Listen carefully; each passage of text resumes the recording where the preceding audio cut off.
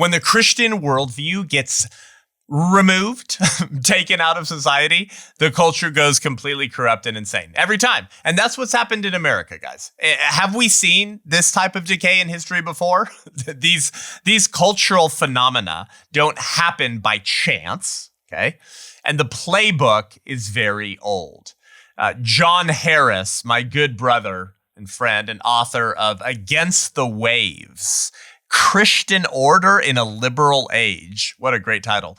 Joins me today to unravel the meticulous movement against Christian morals throughout history. You're going to love this conversation. But first, give us a rating and review to help us reach more people. If you got that iPhone, hit that podcast app. You guys have been I've noticed you guys have been responding. I really appreciate it for all the listeners because actually the show continues to grow and it shows up on recommended podcasts. So it actually helps us a lot when you click 5 stars and type in a positive little comment. Follow me on Rumble, please, in case YouTube ever digitally accesses the show. We almost had the YouTube channel actually removed once or twice. They really don't like what we have to say, and your support means so much. So protect the show by subscribing at Rumble. Let's get into it. This is the Seth Gruber Show.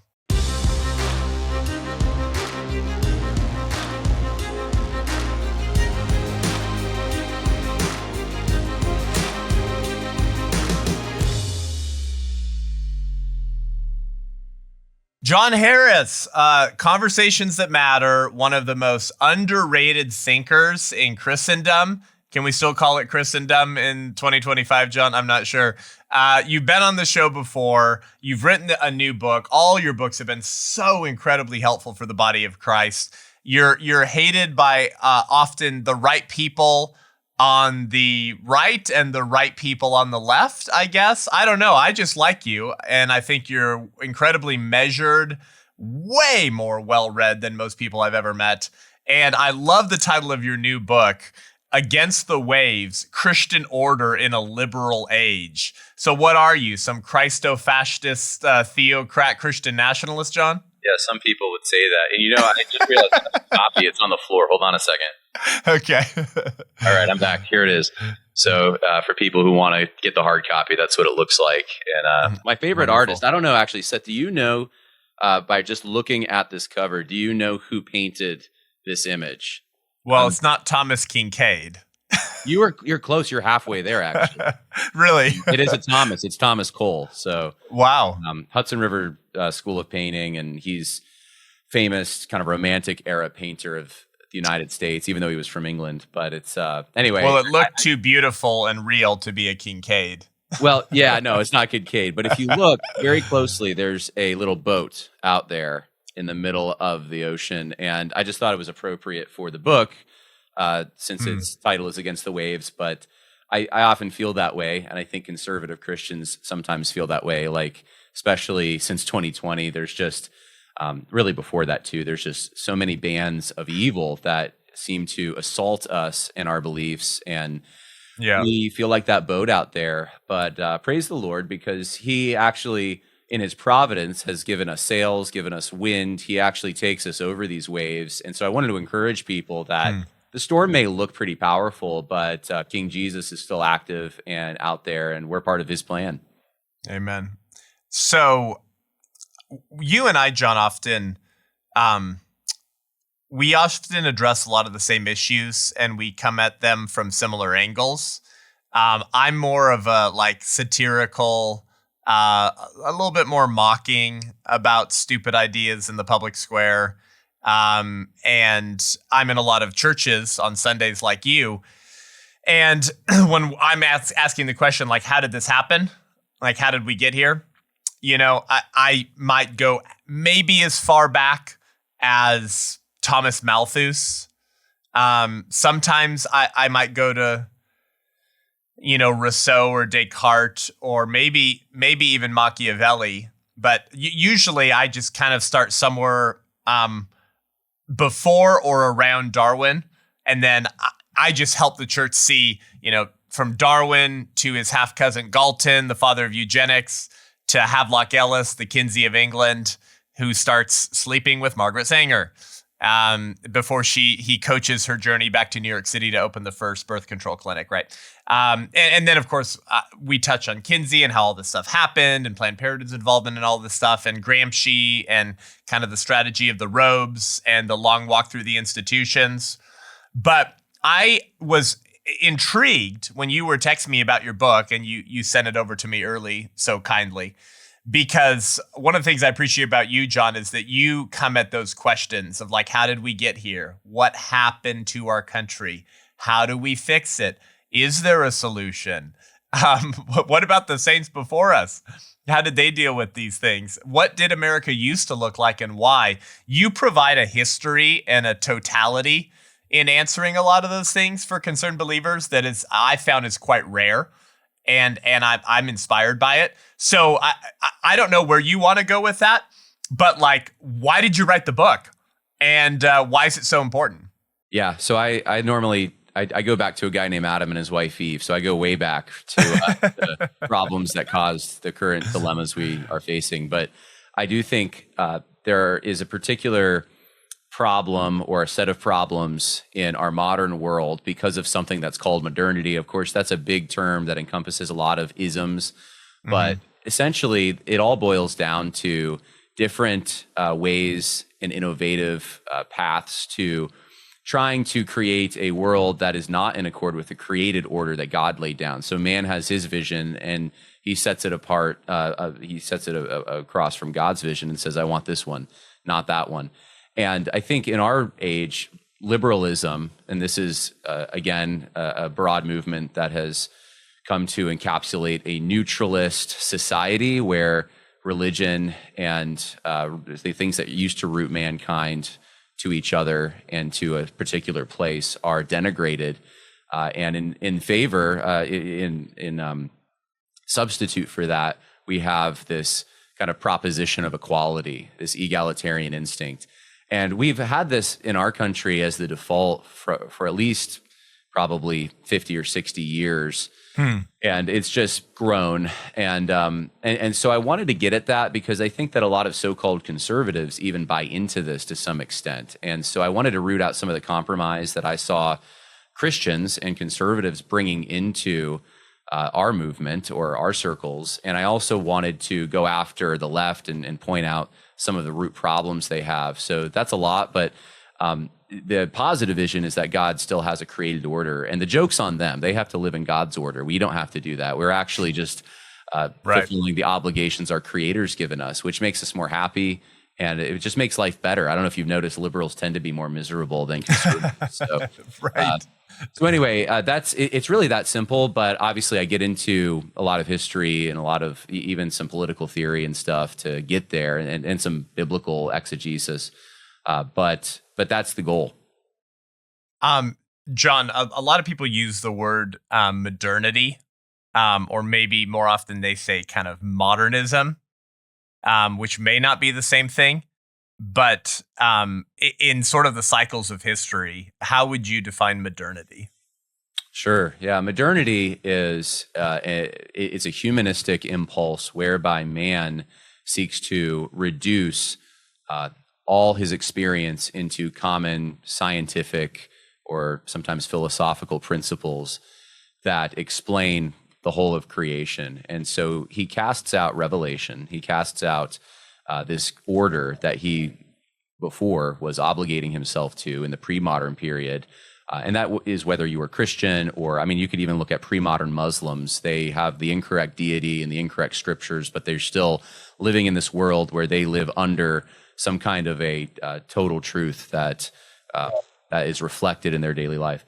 So modernity is this impulse to disregard all of that and then find through man's own wisdom and knowledge and scientific process the key to the whole. And so you have different isms involved in this. You have Darwinists who you go after quite a bit, who reduce everything to biology. And to quote Mein Kampf, Hitler, who was very influenced by this, said that every impulse is essentially biological self-preservation or racial self-preservation. So that means when you're brushing your teeth, that means whatever you're doing, everything is included in that. Feminists think that everything is driven by some kind of patriarchal instinct. Critical race theorists, I mean, this is a ideology that is part of modernity. They think that power dynamics drive everything. And so we can look at a whole host of different approaches, but all of them fundamentally come down to man's wisdom, right? And man rejecting some kind of divine authority. Where do you see, Jon, like modernity as you've defined it, actually beginning, besides when the serpent says ye shall be as gods, and maybe not the ziggurats, but like I guess post ascension of Christ, and then the initial persecution of the church, and then the church takes on a huge level of cultural and political influence and power. When does modernity begin, and why? That's a difficult question because it doesn't just begin at one moment. And Right. Historians go back and try to, because we have to categorize things, they'll say it was William of Ockham. That's the most common person probably cited as the, either him or Machiavelli. It depends which one you're looking at. Machiavelli is generally political thinkers like to cite Machiavelli. But William of Ockham is more the favorite of philosophers to cite because they think that he opposed Aristotle, and he essentially made the particulars unchained from the absolutes. So there weren't these categories that things fit into. There were just things, and their purpose was found in themselves. And so the essence of modernity is to break down social bonds. And there's these natural relationships that God has given us through the family, and then broadly speaking in our local regions, in our communities.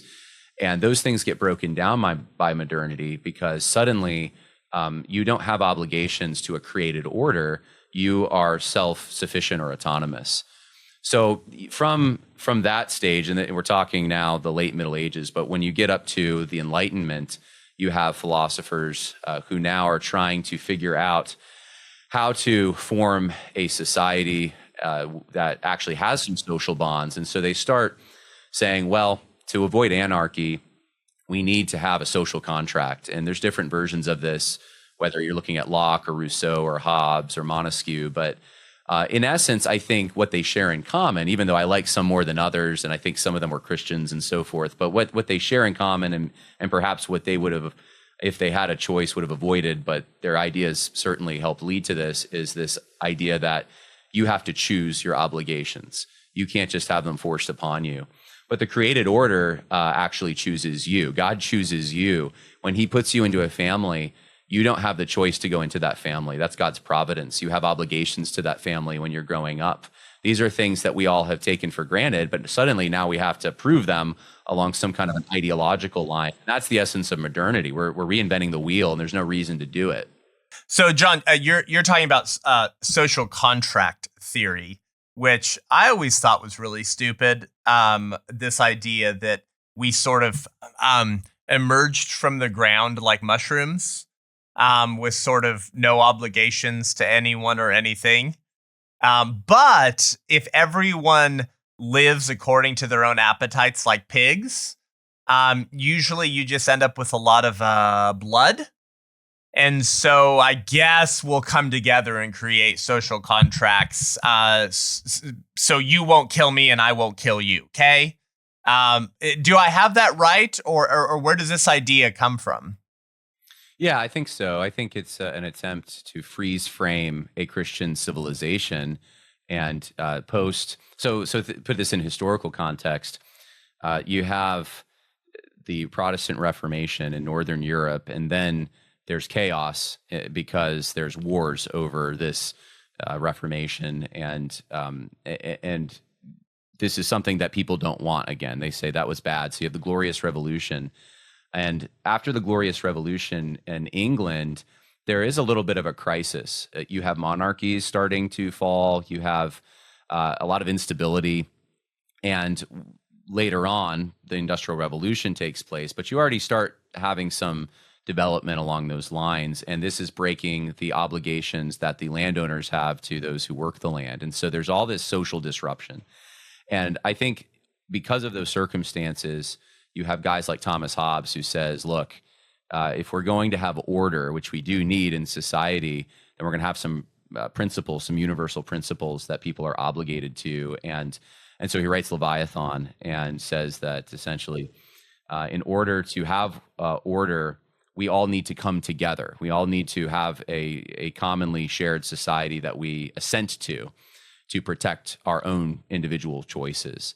And this becomes the basis for society moving forward. And some people think he was an atheist, but I think he was trying to justify an ordered society in a Christian context without using Christianity. And I think something similar for Locke. I think Locke was people argue, conservatives argue whether Hobbes or Locke were better. I tend to favor Locke a little bit, but Hobbes had kind of a Calvinistic lack of faith in humanity, so that's why a lot of conservatives like him. Locke was a little more like, oh, they're kind of good, but not so much sometimes. So he had sort of a mixed view. But anyway, Locke does something similar, and he says that we have to have a social contract that binds us together. But in the case of children, he makes an exception. And then he'll say things like, well, atheists, of course, can't be part of this. They need to be run out of town on a rail. They can't be part of our society, or at least so you can see that these are men coming from a Christian context that tend to like most of the things about that context, but they want to justify them using rational means instead of scripture. They can't just quote scripture and have that be the authority. Guys, we're 1 month out from the last stand. Have you gotten your ticket yet? Okay, come on. We want to see you there. Don't miss this one-day Christian festival for the remnant in California, although we have people flying in from around the country. We're talking about bold truth, unfiltered teaching, worship that rattles the gates of hell, and a generation that's rising to resist the culture of death. Join me on June 21st in Southern California alongside some of the boldest voices in America, like Victor Marx and Pastor Jack Hibbs and Riley Gaines and Lou Engle and David Harris Jr. and Alex Clark and so many more. We'll be worshiping with Ben Fuller, 10th Avenue North, Influence Worship, and more, because this is more than an event. It's a declaration. It's a gathering. So bring your friends, bring your family, bring your whole church. It's time to push back. It's time to rebuild. It's time to give God a reason to show America mercy. Go to thelaststand.com and get your ticket today and use code SETH10, SETH10 for 10% off your ticket. We'll see you there. You reminded me of a line I really like from an author, Benjamin Weicker. He wrote a book called 10 Books That Screwed Up the World and 5 Others That Didn't Help. Yep. And in fact, one of those books that he says screwed up the world was Leviathan. And talking about the people that you're talking about right now, John, he said the utilitarians who want to form a morality without the Christianity and religion part, he said they were the kind of self-assured chaps who took the fruits of centuries of Christian moral formation for granted as they cheerfully chopped down the tree that had borne them. Yeah. That's probably a good summarization. And of course, Rousseau's the worst of the lot. He's probably the most progressive. Yeah. But you can go back and you can look at any of these Enlightenment thinkers, and you can find strengths and weaknesses. I don't think they're individually responsible for everything we're seeing today in modern liberalism. Sure. But modern liberalism does owe somewhat of a debt to them, and there's been a lot of development since that time. And what we've really encountered at this point is an egalitarian revolutionary instinct that wants to upend the created order at every turn and replace it with this utopian equal society where everyone's going to somehow live together in peace because it's John Lennon's dream world. There's not going to be any religion. There's not going to be any nations. There's not going to be anything that characterized the old orders, because you see those things are what led to divisions, and those divisions cause strife and war. So we're going to get to an end of war, an end of strife, an end of inequality, and really rooting out what we would know as sin. But we'll do that through these systemic means. So mankind's not the problem at an individual level. They don't have sin problem. Really, the problem is these structures. And if we just overturn them, we can somehow get there. I think I'm thinking of a story, John, from a couple years ago. under the Biden administration. You want to talk about like radical egalitarianism. You probably remember this, but the Biden department's CDC released a memo telling healthcare providers, doctors, physicians, that they will begin to provide medication to gender confused men to lactate something out of their male nipple so that the children they're purchasing through surrogacy can nurse in what they call chest feeding so they can feel like a mommy. Yeah. Okay. Which obviously fulfills two of the left's strange obsessions, autogynephilia and pedophilia. Both of those are wrapped up in that thing right there. It's an incredibly, I tell the story all the time from pulpits too on Sunday mornings, John, because it's an incredibly powerful like scene capture of where radical egalitarianism takes you. That's where my mind went to. But I want to ask you the question, John. Are you saying, how do I ask this? That the same sort of egalitarian vision and maybe sort of modernity that brought us the suffragettes also brought us this memo from the CDC? I don't directly argue that connection in the book, but I would say yes. So in the book, I'm focusing on the liberal order, which modernity is broader than just the liberal order. The liberal order is, I think, the facet of modernity that we live in right now. But I mean, the Nazis were essentially modernists. They just weren't liberals. They weren't egalitarians. They believed in a hierarchy. So I think we're egalitarian, revolutionary liberals in our society. And yes, you can certainly go back, trace the American radical tradition. You don't have to go overseas to find it. That's what a lot of modern conservatives, I think they comfort themselves with saying, well, it's the Soviets. It's just foreign influence. America's great. Well, no, there's an American radical tradition that goes back to really even you could trace it to the 1700s. And yes, during the 19th century in particular, you saw a lot of reform movements. You saw the abolitionist movement. You saw the suffragettes. You saw the anti-Masonry movement. You saw the movements against drinking. It was just a thing to be in a social movement. And a lot of these movements, even if they had a good cause, right? And I would think some of these causes actually there are some good kernels of truth there. They were revolutionary, and they would tamper with and upend things without taking into account the consequences of doing that. And we've actually, I think, today, we look back and we see these people as our heroes, and they inspire modern social justice movements to keep going down the same path. And so the revolution never ends. There's no stopping point. If your only proposition that you believe in is equality, you can go from, women should have the right to vote. And I mean, that's the best. There's all sorts of other things that go into that movement, but that's like the best construction you can put on it. So let's steelman that. Women should have the right to vote too. There shouldn't be any women. Like, there's really actually not, if you have to have an order somewhere. You have to have a God, you have to have a creator that actually sets some boundaries. And there are things that we are equal before our creator in our worth. We are made in such a way that we have this worth. And that's why, I mean, you do such good work on trying to expose abortion in that industry. And I mean, that's part of the liberal order too, that you can do whatever you want with your body. And so we redefine people away. But yeah, we have to have more than just equality as our principle, because that's nebulous, and it's inspired some of the more horrific and gross things, as you just mentioned.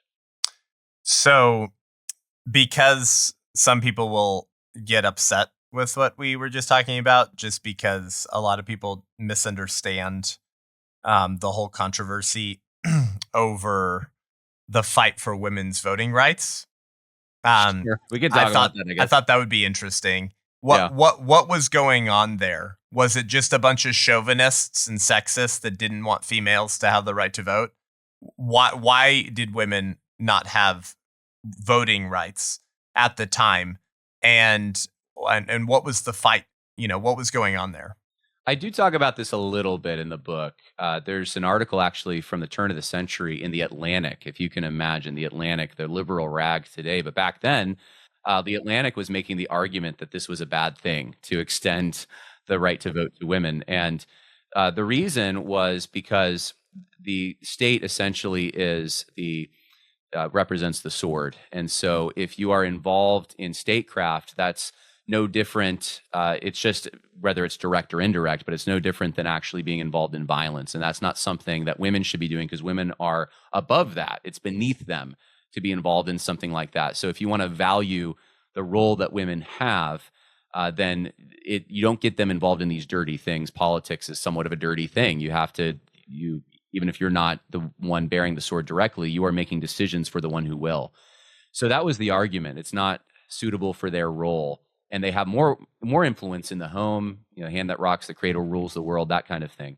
But I think if you want to go back to first wave feminism, 1848, Seneca Falls, and what happened there, they were doing seances in the basement. If you read their whole Declaration of Rights, they wanted a lot more than just the right to vote. They were opposed to Christianity, even though it was at a Wesleyan church. But at that time, Wesleyan churches tended to be hotbeds for revolutionary activity in the Northeast. So that's where a lot of it took place. And they wanted to.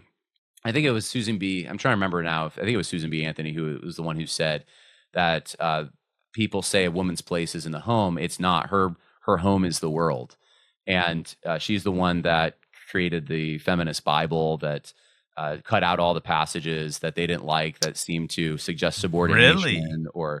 Right. So this was a revolutionary movement, and a lot of conservatives at the time were very opposed to it because they kept one of the points that was continually made. I mean, Robert Louis Dabney makes this point in his critique, is that this really is not about the right to vote. This is about upending the created order and making gender obsolete. And he predicted that there would come a day when in society, the brutish force of men was going to subject women worse because they're getting rid of all the protections they have. Wow. And I think he's probably right on that. I think domestic abuse has probably gotten worse. And in fact, people now not even getting married. We have a rape culture and I'd say a user culture that doesn't respect women at all, that sees my brother, he's a teacher. He was just telling me a horrific story in junior high of just the way that boys treat girls. And it's disgusting. It's absolutely sick. But this was predicted and was based on this. It's like, if you just get rid of gender differences, what do you think is going to happen? Men are stronger. That is how God made them. They are more aggressive. If there is no obligations for them to live up to, then they are going to be brutish. I thought also part of the argument, John, about the women's voting rights conversation was just the state's recognition of the family as the most important piece of society. And so it wasn't that women didn't have voting rights. It was that the family had voting rights. And once you're married and then you have a vested interest in the future of this country because you're going to be procreating, your vote is really a family vote and the man's the head of the household kind of. Is that part of it too? Yeah, absolutely. It's one of the things I actually do talk about, that the liberal order sees the individual as the basic unit. And between the individual and the government, there's nothing. There's no voluntary associations. There's no family. And the Christian conservative outlook has always been, from Edmund Burke on, and you could go before that, they see the family as the basic unit. And so you are born into society. You don't get to choose that. You have a family you're part of. You have a fire department that will put out the fire in your house. You didn't ask them to do that. You didn't pay them anything. You're just a baby. But you have an obligation to all the people who have fought and suffered and really sacrificed to bring you into the world and to protect you. And you need to pass it on. So society is this arrangement between the dead and the living and those yet to be born. It's not something that's a blank slate that exists at a snapshot right now, but in 50 years, it could be a totally different arrangement and a totally different world. Those things are connected, and that's how God made it. He made us as links in a chain. And it's a beautiful thing, actually. If you come from a good family, you know this, especially that my grandfather meant a lot to me and my children mean a lot to me. And I want to pass down the good things that my parents gave me to my children. What is it about well-ordered society that drives the left so insane? It's like that the second something becomes beautiful and rightly ordered, it becomes attacked. What is that that impulse? Well, that's, I think, a reminder of their creator. They don't like the fact that there's a God that holds them accountable. They know there's a judgment day coming, and they're not going to fare very well. And so anyone who represents that, even if they're not a Christian, even if there's someone who just says, hey, it's insane that boys can be girls, that doesn't make any sense, that still reminds them of their creator, because they're reinforcing his plan, and they don't like his plan. They would prefer their own. And that's why their art is so goofy. You look at modern art. I was just in Philadelphia taking this heritage tour with Peter Lilback, who's the president of Westminster Seminary, and he's talking all about this Christian heritage. And while we're driving, we pass this statue, and it's just a bunch of hands wrapped around each other like they're one big snake. But it's I don't even know what it was. I have no clue. I didn't walk up to it because we were in a bus, but it just is an eyesore on the landscape. And there's these beautiful pictures that reflect an order like that. Looks like George Washington. We're trying to make it look like him, but the left, I think, wants their own world. And in order to make their own world, they have to destroy the world that God made. They have to deconstruct it so they can reconstruct their own thing. And so it's part of the attack on the created order to look at things through this filter that actually makes the world that God created look like it's terrible, like it's unattractive, like you would never want to be in it. And their world is the utopia. Their world is the one that you want to be in. So I think art is potent in this. Movies, I mean, films are like, I've noticed the films are so dreary and dystopian and don't take you to a good place. Oftentimes, though, because they're just ripping on the created order. They'll show a family, but the family is never stable. The family's always this haven for abuse. And it's like, it's always, I was watching this movie the other day. It's like always the guy that's the most clean cut, like good looking dad from like the middle class white family. That's the villain that find out he's the real bad guy. And these like minority transgenders were the right people. That was this particular film I was watching. Anyway, I'm off on a tangent here, but that's I think why the left doesn't like it. They see it as a threat to their order. But first, we'd like to thank our friends at Every Life Diaper Company, America's pro-life, pro-family diaper company, baby brand. Like if you have babies and you have to get diapers and wipes, what if you could get it from someone that doesn't want to kill your child? Well, in utero. That's right. My friends, the founders at Every Life, discovered not that long ago that almost every major diaper company in America financially supports or rhetorically supports the abortion industry. Like when Roe got overturned, like most of the major American diaper companies were like posting things on social media, like mourning, right? Like, oh no. And then some of them were paying their employees, if they were in red states, to fly them to blue states to kill their kids. This was like baby companies were doing this. Like, you can't make that up. You need to go to everylife.com. Okay. The people having the most babies are conservative Christians.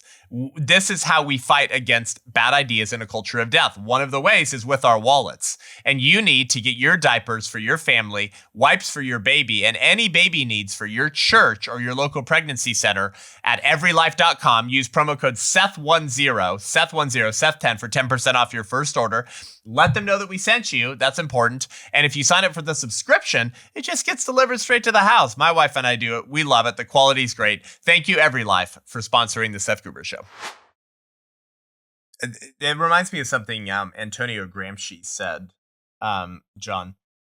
He said, "I hate the indifferent. I believe that living means taking sides. Those who really live cannot help being a citizen and a partisan. Indifference and apathy are parasites, perversion, not life. That is why I hate the indifferent. Indifference is the dead weight of history."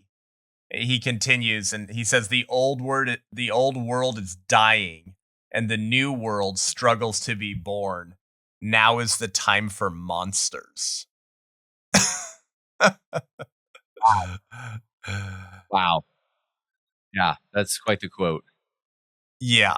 And of course, Gramsci then goes afoul of Mussolini, spends the rest of his life in prison, and writes his prison letters Yep. on how to destroy Western civilization, how to take over every institution. And then Pete Buttigieg's dad translates them into English because Yep. he's the preeminent expert on Gramsci at Notre Dame. And this becomes the playbook for most of the kind of radical American leftist revolutionaries. Certainly of this, at least for 2/3 or second half of the 20th century. Yeah, there's certainly a merging of European influences, especially in the 20th century, with the American radical tradition that was here. Even the term social justice comes from that. It's Fabian socialism, which was England, converted into a more Christianized American version, and we're still stuck with this stuff. But I think maybe it'd be important for people to kind of recognize where this is in their own life, because we can talk about philosophers all day and these probably people that most of your listeners haven't heard. Maybe your listeners, they're educated, maybe they have heard of, but most people have not heard of Gramsci. They don't see maybe how that connects to their life. But I think most people have grown up hearing slogans like, you can do anything you want as long as it doesn't hurt anyone else, or diversity is our strength, or my body, my choice. These are slogans that we are told. And it's not a far jump to go from you can do whatever you want, you can be whoever you want, to you can choose your gender. And I think young people are completely depressed because they've been given limitless choice. That's the liberal order primarily, is you get participation in the marketplace. There's a limited array of options and you have a right to participate. The socialist ones want us to pay for that choice. The libertarian ones want no one to pay for that choice. You have to pull yourself up by your own bootstraps. But in both systems, they're both liberal, and they both value this choice that individuals have as the prime good, not trying to obligate yourself and reflect the created order, but you creating your own order for yourself, and then fulfilling yourself in the pursuit of that. Some people want church, some people want strip clubs. Doesn't matter as long as you don't hurt anyone. So they change the definition of hurt, and they just justify their vice. And we've been living in this for a while, but it's even on the right. And I point this out in the book. There's a lot of mainstream conservatives who make these same exact arguments. And I won't get you in trouble. There's some names in the book, but I talk about guys who you've heard of. Who's the guy at Blaze? Dave Rubin. Dave Rubin's a good example. Yeah, I talk about the reaction to Dave Rubin. You had remember they all celebrated him? I know.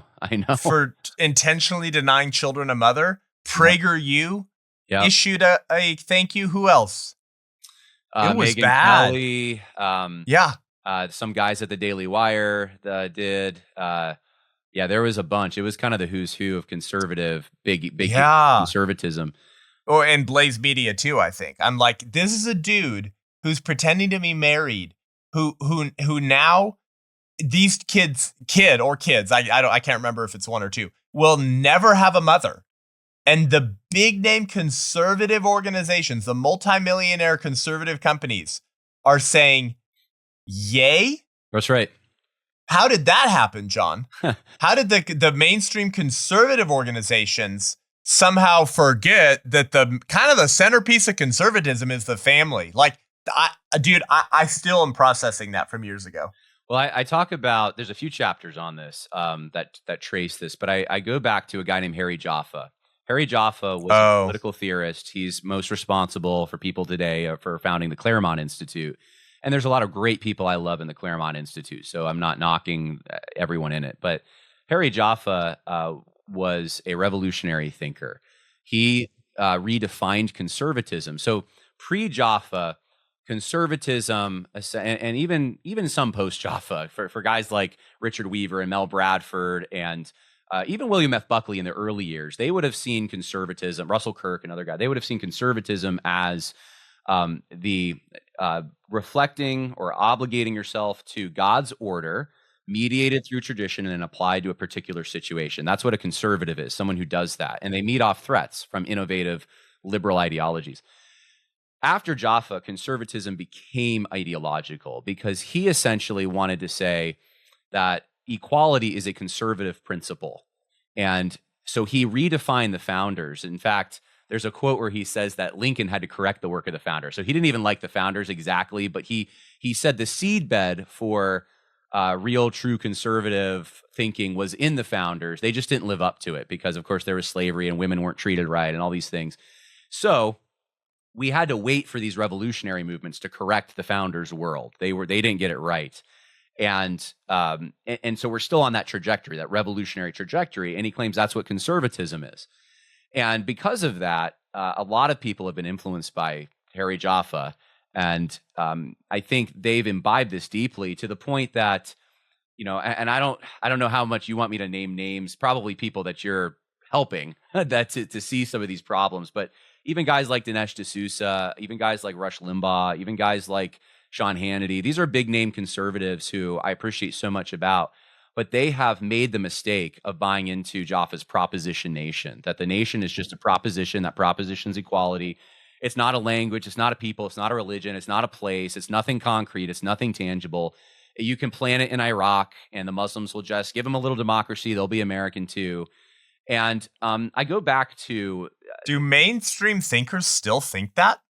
Oh yeah, a lot of people. I would say I'm familiar with that idea, but like JD Vance I thought is by knocking now it down. JD Vance is ripping it up in real time. Yeah, right, right. So Trump is a divergent from this. Trump actually believes we're a real people with a real history. Right. And what makes us unique are our heroes and our experiences. John, why is it okay for every other country to have a history, a founding, a people, a language, a narrative, heroes, but not America?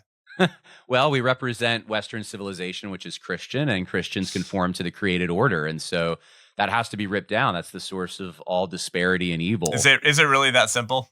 Yeah, pretty much. I mean, you have people that just don't like Europeans, and they don't like white people, or they don't like some facet. They don't like patriarchal. Dude, John, you know how much I would pay to be black, dude? You know how much more successful the White Rose Resistance would be? No, seriously. It would be the White Rose Resistance. No, I'm just kidding. I don't care about skin color, but dude, I'd get a lot more invitations and we'd be a lot more of an effective ministry if I was black. I'm just saying. Yeah, there's no doubt about that, because we actually DEI ourselves. That's the dirty secret. You don't need any government policy. Right. I've seen conservatives and Christians do this my whole life. They will elevate someone as a shield to try to get the racist accusation off their back. And it's not about that person's, sometimes it's not about that person's quality or how good of a job they do. Interesting. But yeah, Harry Jaffa is a figure in this. And one of the things, I'll just say this, I point out when I was a kid, I don't know if you remember this, when Mitt Romney was running for office, he made a speech. Do you remember this? Where he said, basically, I'm a Mormon. Some people have a problem with that. But in America, we have religious freedom. And this was praised by Rush Limbaugh, praised by Sean, everyone in the conservative media at the time thought it was the best speech ever. Now, if you look at that speech, I examine it in the book, Romney essentially says that his faith is compartmentalized. His Mormonism won't affect anything else. And we each have a compartmentalized faith like that. But he refers to a common faith we all share called the American Creed. And I thought at the time, that's a really weird thing, that we all have a common religion.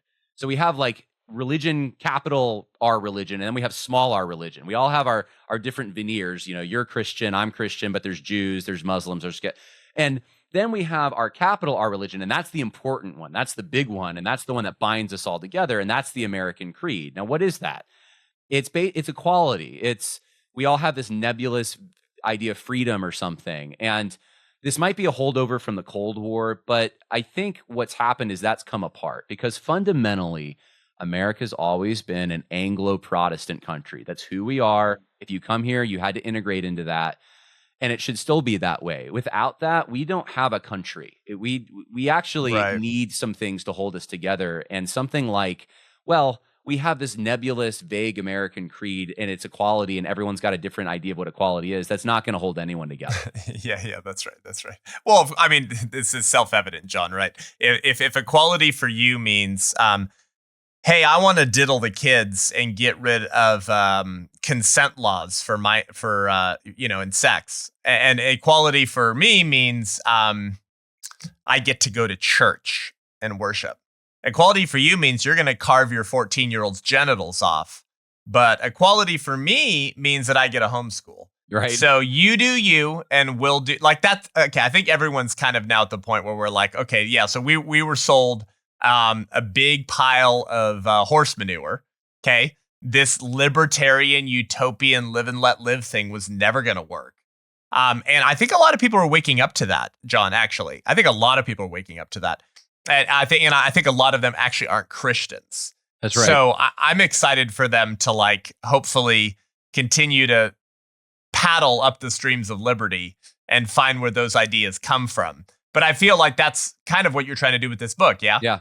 Yeah, I'm trying to tap into those guys. I want people who are new to the right or becoming more conservative from a secular vantage point to see they need Christianity. And I want Christians to see they have a rich conservative tradition that they can tap into. It's not about reinventing the wheel. And that's what the Gospel Coalition and pretty much my whole life has been Christians trying to go back and reinvent the wheel, starting from scratch. And it's like, you don't have to start from scratch. We actually have a rich tradition to tap into. And I'm grateful for voices like yours because of this. The thing I get concerned about is you do have an awakening. I mean, when Elon Musk says we need a masculine Christianity, essentially, when Joe Rogan is reading the Boniface option, when you have guys like Tim Allen reading the Bible for the first time and Naylor Rake, I mean, I could go on and on and on, Russell Brand. And when you have all this happening and people are scared because of what they saw in 2020 and they want order, you need Christians there to say, hey, I know a guy, his name's Jesus. He says he's the way, the truth, and the life. And there's this book, and he wrote down a template. If you live by it, you're going to be a lot better off. The problem is our Christian industries are still wanting to mission. They think the mission field's on the left, and they want to somehow reach out to them.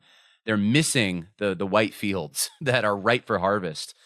And I don't even know if they think the mission field's on the left. I mean, I think they just see it as an overseas thing. And now there was that video of David Platt just a few months ago, a selfie video himself in an airport. Well, he did that because of me. He was doing that because of our documentary we put out about him. Yeah, the real and David he had Platt, to make it look like he was doing real work out there on the mission field. Yeah, because after the documentary ended, he stopped posting on social media. Good. Yeah. By the way, guys, Jon Harris helped make a film called The Real David Platt. People can watch it on YouTube. It's on YouTube. We made it free. TheRealDavidPlatt.com is the easiest way to get there. So okay. Yeah. Anyways, David Platt, he's like, hey, we're going. There's still people who've never heard the name of Jesus, and we're going overseas. And I mean, there's nothing wrong, John, with international missions. Okay, I don't want people to get it twisted, but like, I do wonder sometimes, John. Do you have any thoughts on this? I got to be honest with you. I'm confused sometimes by big Christian pastors and churches who have international missions up here, like in terms of priorities, when like in their own state, kids can chop their own genitals off. I have a hard time with that. Yeah. I'm like, what? I'm sorry. Yeah. I thought your house was supposed to be in order first, and then maybe see if you can bring some Christian order and mercy to people in your city first. How about you try to I have a hard time with that. Yeah, it's seen as superior. Is that okay? No, I have a hard time. In my missions class at Southeastern Baptist Seminary, I raised my hand. I said, is it okay if I just want to live in America and be a pastor? And I remember the professor, he's like, oh, yeah, that's fine. But it was missions are, at least in that context, were so elevated to the point that you are the true Christian if you're going to either go to the ghetto and live in poverty in the United States or go overseas and live in poverty somewhere else. That is seen as the height of spirituality. It's sort of like a monkery type outlook. And what's wrong with that, by the way? It's nothing. There's nothing wrong with that. If that's what you're no, not going to do that. What's wrong with a view of the world that over spiritualizes or places moral superiority over poverty mindset? Then I'm actually grateful for all my blessings. Okay, two-part answer. David Platt and those who advocate this often are hypocrites. They don't live that lifestyle themselves. They're in the suburbs. They're living high on the hog, and they still, he writes a book like Radical. So I don't buy that everyone who talks about this is actually living it, but let's just say that is something that some people do take seriously. I think that the danger comes here.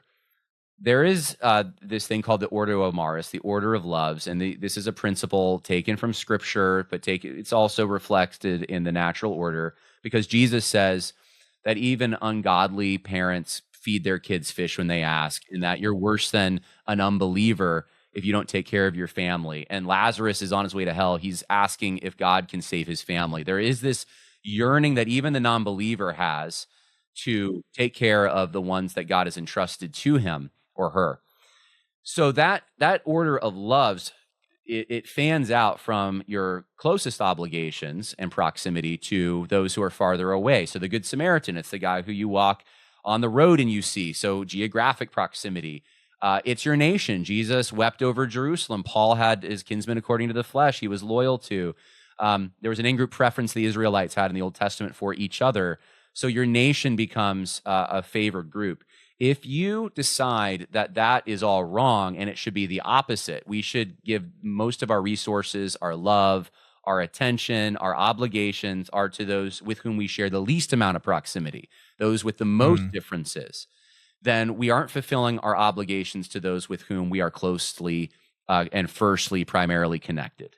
That's the problem I see, and it totally fits in with a globalist agenda and with the Christian political left, where they're saying, hey, immigrants should just come across the border and illegal immigration, that's even fine because, look, these are people and we should give them the gospel. And it's like, yeah, we should, but why can't we go over there? And if that's your calling, you can go over there. Most people, that's not going to be their calling. Their calling is to help the people in their local communities. I think it's actually a very special calling to be a missionary because you're saying, I am not going to do what I would normally do in my community to contribute. I'm going to go to some other community that needs the gospel because they don't have it. And that's noble. But you only do that with direction from the Lord, counsel from others that you respect. And it is not something that is supposed to run roughshod over your actual responsibilities. Right. So, John, as we kind of end our time together, what is there something? I mean, I've thought a lot about this too, but is there something endemic to Big Eva?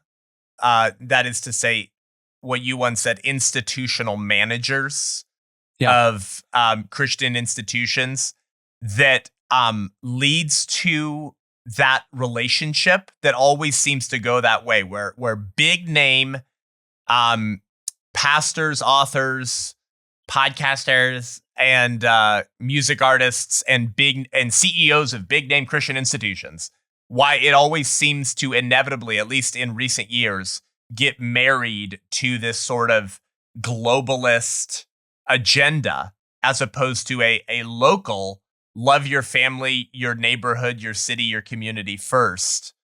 What is it about Russell Moore and Tim Keller and David Platt and the Gospel Coalition and Christianity Yesterday and Crew and like why? Well, a lot of that traces back to neo-evangelicalism itself and the whole project. And some people won't like this because Carl Henry did a lot of good, but Carl Henry was a problem, I think. Carl Henry and Harold Ockenga were kind of the founding fathers of neo-evangelicalism. There was a book in 1947 Carl Henry wrote called The Uneasy Conscience of Modern Fundamentalism. And in the book, he argues, and actually in the introduction, Harold Ockenga writes, Ockenga argues that you can be a Christian and a liberal. And then in the rest of the book, Carl Henry argues that to make Christianity modernized and influential for the 20th century, we needed experts. And those experts needed to be people who knew things like psychology and activism. This is reflected in Fuller Seminary. He started Fuller. Fuller Seminary starts giving, I think it's the first seminary to give a certification in psychology. And I might be one of the only ones who've done this, but I actually went through every single year of their catalog to see what they were offering as far as coursework. And you saw three things. You saw psychology, you saw activism, social justice, and you saw business principles substituted for leadership, all fanning out and kind of coming of age in the 80s to now Fuller's not even a conservative seminary. No conservative goes to Fuller. But that was the premier neo-evangelical conservative seminary that was supposed to show us the way. Interesting. So this is also the foundation of Christianity today. Wheaton College got in on this. A lot of the big conservative orgs decided, hey, we lost a lot of respect because pastors used to be respected, but they're not anymore. Let's get it back. We'll get it back by making pastors something else. So now your pastor's your therapist. He's your buddy. He's an activist for social change. He's anything but a shepherd who actually shoots wolves and helps sheep feed them. and so I think what that was, though, was a reconciliation of the pastoral role with the managerial elitism that was arising post FDR. And that managerial elite theory is interesting. I go into some of this in the book, but it's this idea that instead of going into socialism, which is what a lot of people think FDR did, it wasn't really socialism. It was actually managerialism, because it wasn't the people all deciding what decisions to make and owning the means of production. It was a bunch of experts. Right. And these experts are loyal to each other as a class. This gets into rotating door theory, but someone gets fired from CNN. Oh, look, they're in someone's political cabinet. Oh, they get fired from that. Oh, look, they're in some other influential. They're at Harvard College. This is the kind of, well, because they're experts, right? Right. And the evangelicals are so desperate to kind of plug into that. They want to be at the cool kids table with all the other experts and mocking all the hayseed hillbillies out there who still think abortion should be our focus. That's dumb. That's Seth Gruber's kind of stuff. We don't do Seth Gruber stuff. So they have this elitism about them. It's a joke because they'll never get the approval, but they think they will. And so I bottom line is, if you reconcile yourself to the liberal order and managerial elitism is just part of that, then you will ultimately just follow the liberal order wherever it goes, and you'll lack biblical conviction, and you'll do stupid, goofy stuff like, well, I can't go to a gay wedding, but sure, I can go to a reception. Like, what does that even mean?